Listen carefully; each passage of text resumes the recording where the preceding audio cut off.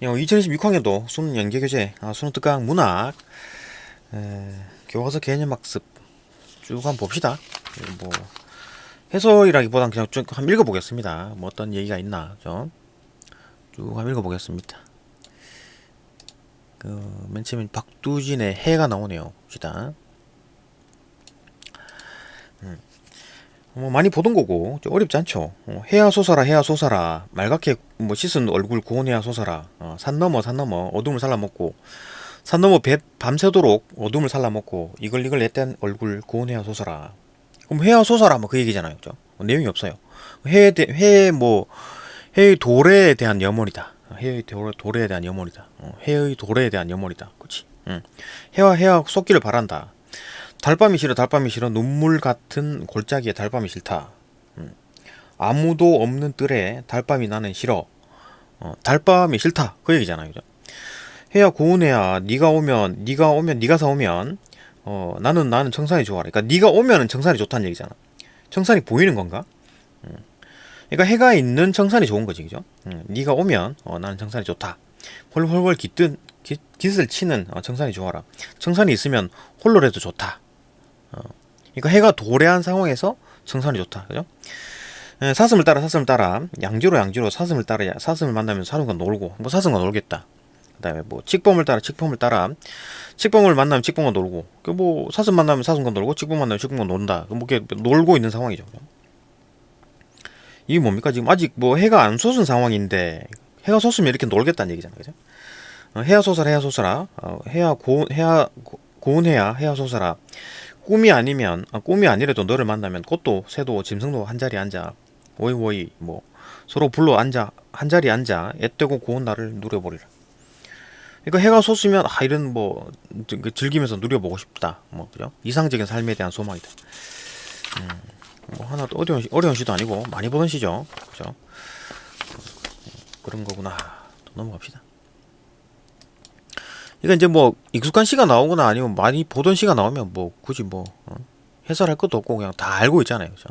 그러니까 이제 수능에서는 이게 쉬운 시가 안 나옵니다. 그죠? 익숙한 시가 안 나오고 굉장히 어려운 시가 나옵니다. 어려운 시라기보다는 뭐 처음 보는 시가 많이 나오죠. 그래갖고 스토리를 파악을 해야 돼. 뭐 시적 화자가 어떤 상황인지를 파악을 해야 됩니다. 그죠?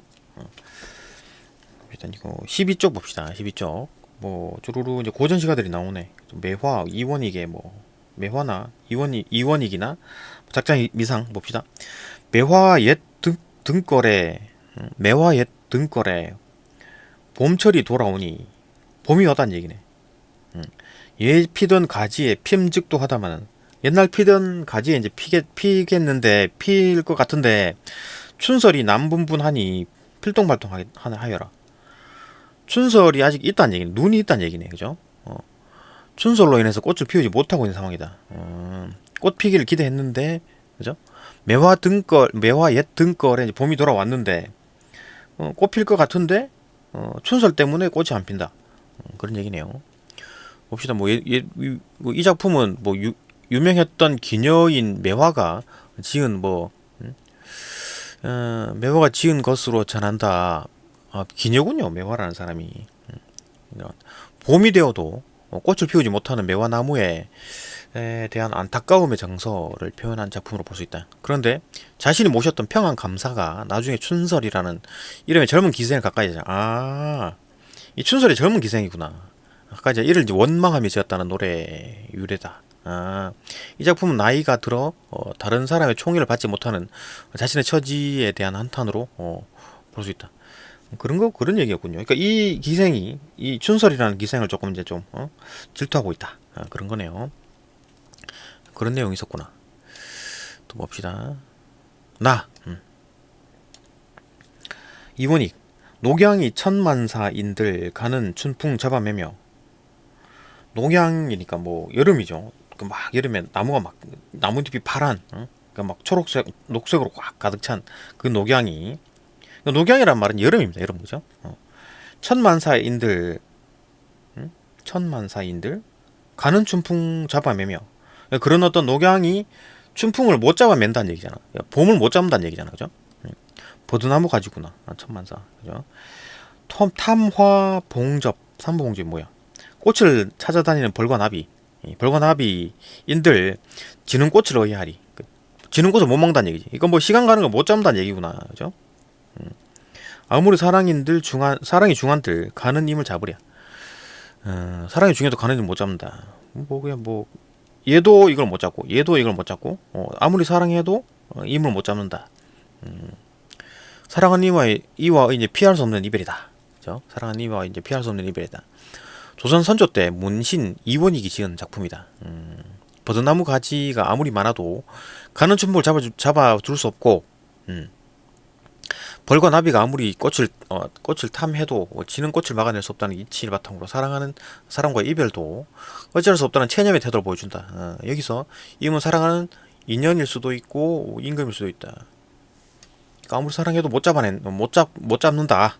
가는 임 못 잡는다. 작자면 이거 뭐 의미가 있네요, 그죠? 이중적인 의미네. 이것도 뭐 단순히 자연에 대한 얘기가 아니라 나 춘설이라는 그 막 기생 그분 너무 미워 죽겠어 질투하는 거. 이원익도 뭐 이미 뭐 사랑하는 임일 수도 있고 임금일 수도 있고, 그죠? 뭐 자연에 빗대서 뭐 얘기하고 있다. 그다음에 작자 미상 봅시다. 이거 사랑 고고히 맺힌 사랑 온 바다를 두루 덮은 그물같이 맺힌 사랑 왕십리 답심리라 참외 넝쿨 수박 넝쿨 얽어지고 틀어져서 골골이 뻗어가는 사랑. 아마도 이 임의 사랑은 끝간대를 몰라 하노라. 뭐야? 이거 막 사랑에 대한 얘기를 쭉 하잖아요, 그죠? 맺힌 사랑이고 뭐 왕심리 답심리라 이런 게 막 얽어져 있고 틀어져 골골이 뻗어가 사랑이 이제 이런 상황인데 아마도 이 임은 사랑을 끝간대를 몰라 하노라. 이 임의 사랑을 이 임을 향한 어떤 사랑이 뭐 아주 뭐 대단하다 그거뿐이잖아. 그거 다네. 예찬이네, 그죠? 임의 지극한 사랑에 대한 어떤 예찬이다. 작자미장의 사설시조. 임의 지극한 사랑을 예찬한 작품이다. 임의 사랑을 여러 가지 사물에 빗대어 표현함으로써 표현한다. 뭐 수박 넝쿨, 그죠? 참외 넝쿨 표현하면서 가시적인 형상으로 보여주면서 그 사랑의 지극함을 드러내고 있다. 이 작품에 수록된 20여 개의 가집 중에 유일하게 한 군데에만 박문욱이라는 작자명을 밝히고 있는데 이 교재에서는 작자 미상으로 표시하였다. 뭐 내용이 없어요. 그냥 뭐 사랑을 굉장히 뭐 사랑하고 있다. 그죠? 그 얘기뿐이잖아. 넘어갑시다. 그런 내용이다. 뭐 특별히 뭐 볼 게 있는지 좀 더 연구 좀 더 해보고 오죠. 쭉 한번 읽어봅시다 일단. 그 다음에 뭐 현대소설이야? 현대소설 장마? 많이 본 것 같은데 이거? 그죠? 이거 뭐 그 친할머니는 그 국군 편이고 외할머니는 그러니까 삼촌은 그 국군 편이고 그다음 외삼촌은 그 북한 편, 그저 인민군 편이고, 그죠? 그런 상황이다. 봅시다. 줄거리 한번 볼까 그래도. 이 작품은 어린 서술자인 나의 시선을 통해서 6.25 전쟁을 겪으며 한 집안에서 벌어지는 좌우 이념 대립과 이제 화해의 이 과정을 보여주는 소설이다. 동족 산전의 비극인 6.25 전쟁으로 각각 국군과 빨치산으로 참전한 이들의 아들을 둔 외할머니가 그 빨치산, 그죠? 할머니가 국군, 그죠? 갈등하고 하게 되지만 할머니들이 공유하고 있는 민족 고유의 토속적인 사고 방식을 통해 이들의 이제 갈등은 용서와 화해로 해소가 된다. 해소가 되는군요. 도대체 6.25 전쟁으로 인한 이념적 갈등과 민족적 참상의 극복이다. 그 서울에 살던 외할머니는 6.25 전쟁이 발발하자 시골의 딸네 집으로 피난 내려와 할머니네와 같이 살게 된다. 나 김동만의 삼촌은 이렇게 우리 할머니 쪽이 이제 그 삼촌이 그 빨치산이구나. 삼촌이 빨치산이 되어 산속 생활을 하고 국군 소위인 외삼촌은 소대장으로 전쟁터에서 싸우고 있다. 어느 날 외할머니는 아들이 정사했다는 통지를 받는다. 그러니까 외할머니가 이제 소위죠, 그죠? 국군 소위, 맞죠? 그래서 국군이 죽은 거야, 그죠? 아들이 전사했다는 통지를 받는다. 이로부터 외할머니는 빨치산을 통해서 자주 저주를 퍼붓는다. 외할머니 삼촌은 빨치산, 그러니까 외할머니는 국군, 그죠? 외할머니는 빨치산을 향해서 저주를 퍼붓겠지. 예, 그죠? 전사했으니까 자기 아들이 이로 인해 할머니는 노발대발을 하였고 노발대발 할머니는 그 빨치산이잖아요, 그죠? 아무래도 두 할머니는 서로 이제 반목하는 사이가 된다. 빨치산 소탕 작전으로 가족들이 이제 삼촌이 죽었을 거라고 생각하지만 할머니만은 점쟁이 말대로 아들의 생환을 굳게 믿으며 아들을 맞을 준비를 한다. 그러나 예언한 날이 되어도 아들은 나타나지 않고 그 대신 구렁이 한 마리가 집 안으로 들어온다. 할머니는 졸도를 하고 집안이 발칵 뒤집히는데 외할머니는 구렁이에게 말을 붙이며 위로하고 동네 하나의 말에 따라 머리카락을 태워 구렁이를 내보낸다. 그 후 할머니는 외할머니와 이제 화해를 하게 되고 일주일 후 숨을 거둔다. 그죠. 그런 상황이네요. 봅시다. 윤홍길의 장마. 아유, 다 읽어봐야 되나? 불쌍한 것. 혼잣말을 남기면서 외할머니가 이제 그 국군이죠, 그죠? 국군편. 외할머니는 내 곁을 떠났다. 그죠? 나에 대한 얘기죠. 나가 있네요. 나 이제 외할머니가 있다. 남기면서 내 구겨진 모명 치맛자락을 소리 없이 끌면서 마루로 나와서는 외할머니의 뒷모습을 나는 실눈을 뜨고 바라봤다. 그러니까 뭐 외할머니는 뭐 자기 아들이 이제 전사를 한 거죠, 그죠? 국군 자기 아들이 실두고 봐. 방금 그 중얼거림이 누구를 가리키는 것인지는 모른다. 불쌍한 것이라고 했는데 불쌍한 사람은 내 주위에 너무 많았다. 우선 일선에서 전사한 외삼촌이 전사를 했구나. 그냥 알고 있는 상황이네요 지금. 외삼촌이 이제 그렇고 사실 나 역시도 몹시 불쌍한 처지에 있었다. 형사가 또 얘기가 나오네요, 그죠? 형사한테 양과자를 얻어먹은 사건 이후로 나는 근달소수간이나 그 줄곧 울 안에만 틀에 박혀 근신할 것을 명령한 아버지와 용서할 권한을 가진 할머니. 아버지는 아무래도 빨치산 편이겠지. 그죠? 할머니도 빨치산 편, 그죠? 이제 눈치를 살피는 신세가 되었다. 그러나 나는 가장 불쌍한 사람은 바로 외할머니 자신이었을지도 모른다. 마루 끝에 앉아서 구름에 덮인 건지산 근방을 바라보는 외할머니의 모습은 몹시도 허전해 보였다. 전사 통신을 받던 날 저녁에 본 강하고 두렵던 모습은 도무지 찾아볼 수 없었다. 이젠 시들 대로 시들어 먼 산 바라기로 오두만이 앉아 있는 초라한 할멈 하나가 있을 뿐이었다. 강하고 막 그랬던 모습들이 초라한 할멈이 됐다. 그죠? 고역에서 해방된 기분은 그 측은한 모습으로 하여 금세 뭐 지워지고 말았다. 중약. 하도 외할머니가 조금 이제 초라한 모습이 됐다. 그죠? 중약. 어머니나 이모는 그래도 괜찮은 편이었다. 무엇보다 우려되는 건 할머니와 외할머니 간의 불화였다. 할머니는 이제 그 빨치산 편, 그죠? 외할머니는 이제 국군 편. 이제 불화였다. 외삼촌과 이모를 공부시키기 위해서 위에 살림을 정리해서 서울로 떠났던 외가가 어느 날 보퉁이를 꾸려들고 느닷없이 우리들 앞에 나타났을 때 사랑채를 비우고 같이 지내기를 먼저 권한 사람은 할머니였다. 난리가 끝나는 날까지 늙은이들끼리 서로 의지하며 살자는 말을 여러 번 들을 수 있었고, 얼마 전까지만 해도 두 사돈 댁은 사실 말다툼 한 번 없이 의좋게 지내왔었다. 수복이 되어 완장을 두르고 설치던 삼촌이 이제 그 완장을 두르고 설쳤군요. 이 사람 빨치산이잖아. 빨치산 이 사람이 인민군을 따라 어디론지 쫓겨가버리고 산에 들어가는 모양이죠. 쫓겨가버리고 그때까지 대밭 속에서 굴을 파고 숨어 의용군을 피하던 외삼촌은, 그죠? 외삼촌은 국군이잖아, 그죠? 국군에 입대하게 돼요. 양쪽에 다 이제 각기 입장을 달리하던 근심거리가 생긴 뒤로도 겉에 두드러진 변화는 없었다. 그러니까 외삼촌도 막 빨갱이 다 잡아 죽여야겠다. 그래갖고 이제 군대 갈린 게 아니고 이제 숨어들어 있었는데 들켜가지고 군대 갔네요. 어쨌든 두 분 사이에 얼추 금이 가기 시작한 것은 저 사건, 내가 남 모르는 사람의 꼬임에 빠져 뭐 형사인가 그 사람이 이거 그랬겠지. 뭐 빨치산 어딨냐고 그냥 그 위치를 알아내려고 이제 물어봤겠지. 그죠? 내가 난 모르는 사람의 이제 꼬임에 빠져서 과자를 얻어먹은 일로 할머니는 분노를 사면서였다. 그러니까 할머니는 이제 빨치산 아들이 있으니까, 그죠? 삼촌이 빨치산이니까 그 위치를 알려주면 안 되겠지.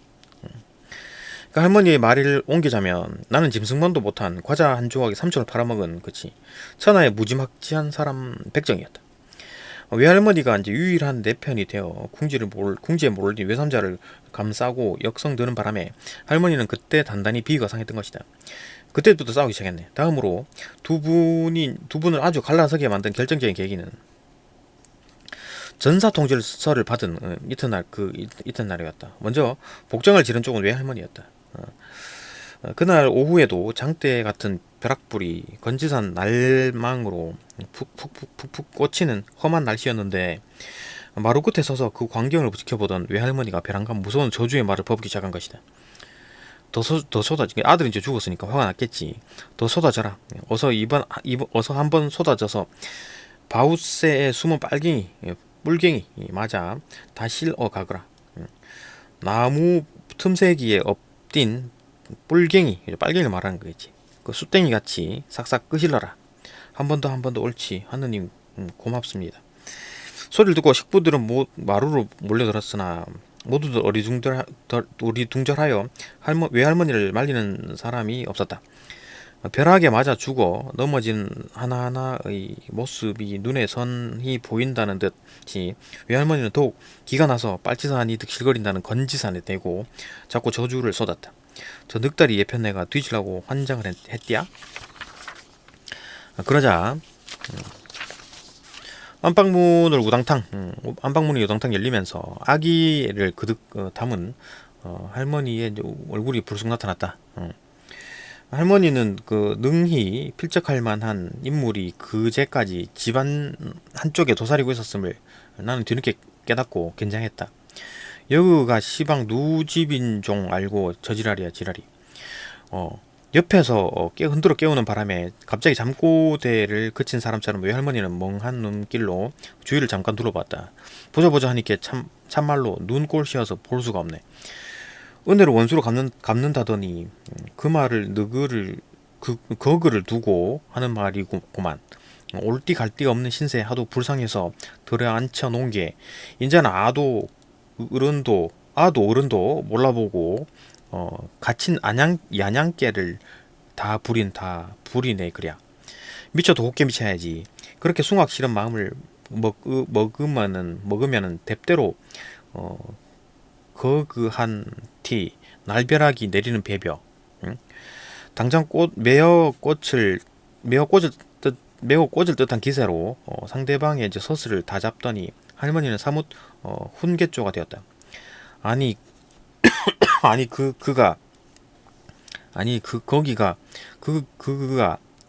거그가 그런다고 죽은 자석이 살아나고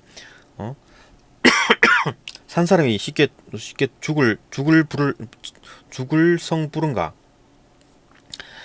어린 반푼도 없는 소리 빚감도 말어. 응? 인명은 제천이라 이랬다고. 다 저 타고난 명대로 살다 가는 게요. 그리고 자식이 부모보다 먼저 가는 것은 부모죄요. 부모들이 전생에 죄가 많았기에 땜시 자성놈을 앞 씌워놓고 뒤에 남아서 그 고통을 다 감당하게 맹근 게예요. 시당초 자기 팔자 소관이 그런 걸 가지고 누구 탓하고 맞을 것이 없어. 낯살이 저만치 예순 줄 앉아 있음시나 좁게 부끄런 정도 알아야지. 낯살이 저만치 예순 줄도 앉아 있음시나 좁게 부끄런 이게 뭔 말인지 모르겠네요. 하여튼 정도 알아야지. 그래요. 나는 전생에 죄가 많아서 아들로 먼저 보냈다 치자. 그럼 누구는 복을 휘어지게 짊어지고 나와서 아들 농사를 그따구로 지었다냐? 하고 외할머니도 앙칼지게 이제 쏘아붙였다. 저놈의 옆에 내가 말하는 것 좀 보소이. 참말로 죽으려고 환장했는갑이 내 아들이 왜 어디가 어쩌간디 그려. 생각해보면 알 것이 있구만. 저 죽은 대미 지사 지내줄 놈 하나 없은 게 남들도 뭐다 그런 종 아는가 분디 그만들 혀둬요. 우리 순철이는 끈덕도 없다. 끈덕도 없어. 음. 무슨 일이 생겨야만 쇠기 시원털 튀지만 순철이 걔는 손에 기도 새도 요리조리 뚫고 댕길 아이요. 어따 그만들 하라니께요 하고 아버지가 한 번 더 짜증을 부렸다. 뭐 좀 갈등이 생기는 구조죠. 결국 이제 다 죽습니다. 그죠? 아들들이 다 죽네요. 그죠? 그래갖고 뭐 화해를 하고 이제 또 다 돌아가시고 또 이런 상황이네요. 또 봅시다. 전우치전 고전 소설이네요. 그죠? 뭐 굉장히 쉬운 거 아닌가? 뭐 전우치가 뭐 나타나가지고 뭐 이렇게 이렇게 뭐 의적이라 그래야 되나? 그 뭐 나쁜 어떤 탐관오리에 그걸 털어가지고 그죠? 나눠주고 그런다. 그 범죄 이것도 마찬가지 범죄 아닌가 이것도? 그래서 봅시다. 이 작품은 역사 속 실존 인물이었나? 전우치가 전우치를 주인공으로 한 작가 연대 미상의 또 고전 소설이다. 서사 형식이 기존의 일대기적 구성 방식에서 많이 벗어나 전우치 행적과 도수를 부리며 일으킨 사건들을 사파적으로 나열하는 구성을 취하고 있다. 여러 가지 도수를 사용하여 악한 벼슬아치나 타락한 악한 벼슬아치나 타락한 중에게 벌을 주고 임금과 조정의 신하들을 농락하는 한편 어려움에 처한 백성들을 도와주고 구제하는 것이 이 홍길동전과 매우 유사하다. 이에 전우치전이 홍길동의 영향 아래 성립된 것을 보고 주제의 측면에서 두 작품을 현실의 모순에 대한 비판 의식을 담은 사회 소설로 이제 분류하기도 한다. 현실 홍길동전이나 전우치전이나 약간 그런 어떤 현실 모순에 대한 비판 의식이다. 전우치의 이제 권력에 대한 저항과 백성을 위한 의로운 활약 그런 얘기를 하는 거고 선동이었던 전우치는 고려 말 처사 전운화와 최씨 부인 사이에서 태어나 지상에 내려온다. 예? 천상 선동이었다. 천상계였는데 지상에 내려왔대. 원래 하늘에 있는 사람, 천상에 살던 사람이네요, 그죠? 전우치는 여자로 변신한 여우에게 호정, 여우의 넋이 담긴 구슬을 받아 먹고 천문과 지리에 통달하고 세금사에서 만난 구묘를 징치하여 천서를 얻어 온갖 술법과 조화를 부릴 수 있게 된다. 전우치는 도수를 부려 임금을 희롱하고 악한 벼슬 아치와 도적의 무리를 혼내주기도 하는 한편 사방을 돌아다니며 곤경에 처한 백성을 도와준다. 나라에 공을 세워 벼슬을 얻기도 하였으나 영모 혐의를 받게 되자 조정에서 이제 도망쳐 나온다. 조정에 있었네, 그죠? 조정에서 근무를 했는 모양이네.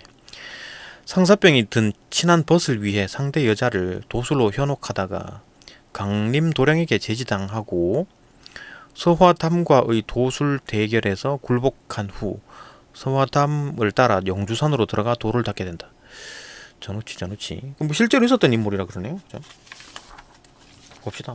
도술을 부린다. 그죠? 그래갖고 스님, 나쁜 스님, 그 다음에 타락한 중, 그 다음에 악한 벼슬아치를 이제 혼내준다.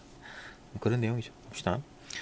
우치가 구름을 타고 동쪽으로 가다 보니 여러 사람이 한 곳에 모여 의논하기를 창고지기 장씨는 착하고 효성스러운 사람인데 만일 억울하게 죽는다면 아깝고 참혹한 일이다. 하며 탄식하고 있었다. 무슨 말이야? 창고지기 장씨는 착하다. 이 사람이 착하대. 전우치가 구름을 타고 동쪽으로 가다 보니까 사람들이 모여 있었는데 그게 가까워서 얘기를 들어보니까 창고지기 장씨가 착한 사람이다. 이런 얘기를 들었다, 그죠? 하고 있었다. 우치가 내려가 이제 물으니 한 사람이 대답했다. 호조의 창고지기 장계창이란 사람이 어질고 성스럽고 어려운 사람 돕기를 좋아했는데 문서를 잘못 작성한 탓에 자기가 쓰지 않은 그죠? 은자 천냥, 이천냥을 부족하게 되어 그 죄로 형벌을 받는다기에 탄식하고 있어. 우치가 불쌍히 여겨 다시 구름을 타고 형벌 받는 곳으로 가서 기다리니 과연 한 소년이 수레에 매달려 오고 그 뒤를 젊은 계집이 울면서 따라오고 있었다. 우치가 정우씨죠, 그죠? 그 사람에게 물으니 그 사람이 장계창이라고 이었다. 동정을 살펴보니 옥졸이 죄인을 내려놓고 형벌을 집행할 때가 되었음을 외치고 있었다. 우치가 바람이 되어 장계창 부부를 거두어 하늘로 올라갔다. 가명관이 크게 놀라 이 일을 임금께 아뢰니 임금도 놀라시고 조정신하들도 의아하게 여겼다. 우치가 집으로 돌아와 장계창 부부를 내려놓고 약을 먹이니 얼마 있다가 깨어나 어찌된 영문인지 몰라 했다. 우치는 앞뒤 사정을 말해주고 어머니에게도 이 사연을 고했다. 이 사람 지금 어머니도 이제 하늘에 있는 모양이네, 그죠? 하늘에 살고 있는 모양이. 우치가 또 이제 구름을 타고 가다가 어떤 사람이 통곡하는 것을 보고 그 사연을 물으니 그 사람이 대답했다. 나는 한재경이라는 사람인데 아버지 상을 당했으나 장사 지낼 돈이 없고 70 노모를 복양할 길이 없어 이제 서로 울고 있어. 지금 이제 일단 뭐 장계창 부부는 이제 구해온 상황이고 또 다른 얘기네요. 한재경이라는 사람. 이 사람을 또 만났다. 돈이 없다, 그죠? 우치가 이를 불쌍히 여겨 소매에서 족자 하나를 주면 말했다. 이 족자를 집에 걸고 고지가 하고 불러 대답하는 자가 있으면 은자 100냥을 달라고 하라. 그러면 100냥을 내줄 것이니 그 은자로 장사를 지내고 또 매일 한 냥씩 달라고 해. 노모를 복양하라. 하지만 만일 더 달라고 하면 큰일 날 것이니 이제 부디 조심하라. 그 사람이 반신반의하며 우치의 사는 곳과 이름을 묻고는 집으로 돌아왔다. 돌아와 족자를 살펴보니 아무것도 없고 큰 집만 하나 그려져 있었는데 집 앞에는 동자를 그리고 분에 자물쇠를 채워 놓았다. 그 사람이 이제 시험삼아 고지가라고 부르니 과연 그 그림 속에서 동자가 대답하고 나왔다. 그 사람이 놀라 은자 100냥을 달라고 하니 동자가 은자 100냥을 꺼내와 앞에 놓았다. 재경은 그 은자로 장사를 지내고 매일 고지가 하고 불러 은자 한 냥을 달라고 하여 하루씩 썼다. 하루는 돈 쓸 곳이 있어 생각하기를 은자 100냥을 우어 쓴들 무슨 상관이 있으리오 하고 고지기를 불러 말했다. 쓸 곳이 있어 은자 100냥을 먼저 꾸어 쓰려고 하노라. 고지기 허락하지 않자 재경이 여러 차례 달라며 말하니 고지기는 대답하지 않고 들어가 문을 열었다. 재경이 따라 들어가 은자 100냥을 가지고 나오려는데 창고 문이 닫혔다.